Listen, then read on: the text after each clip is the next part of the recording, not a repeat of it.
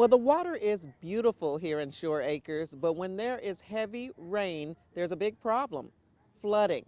And that's why they had the meeting tonight to discuss those issues that they're having in the northeast section of St. Pete. They're coming up with a stormwater master plan, but for one homeowner, that plan may come too late.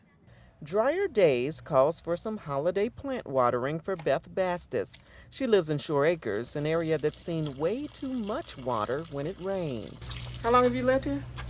Over 8 years now. So you've seen a lot of flooding. Every year we get at least two good floods of at least a foot of water or more that I can't drive my vehicles through because they're just an SUV. The flooding Beth has unfortunately become accustomed to along Bayou Grand Boulevard. Got a drain here.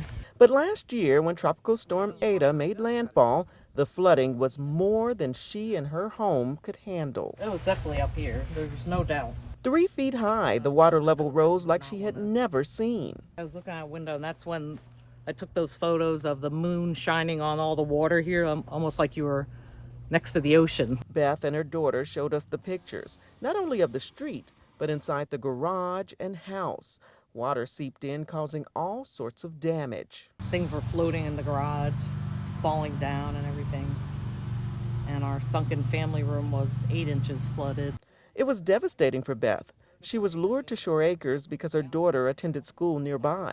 These sort of problems never really came to mind. I had heard things about, flooding, but I never knew how dramatic it was. I didn't think it was going to be several feet of flooding. It took Beth 6 months to repair the damage caused by the tropical storm. In the meantime, she had to find somewhere else to live, and she and her daughter couldn't have Christmas here last year. I'm gonna cook. Now that she's back in the neighborhood, they're planning for the holidays.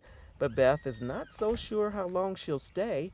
All the flooding is forcing her to rethink living in Shore Acres. Now, that stormwater master plan will include a specialized computer model to help them determine where the flooding is occurring and what could be done for the future.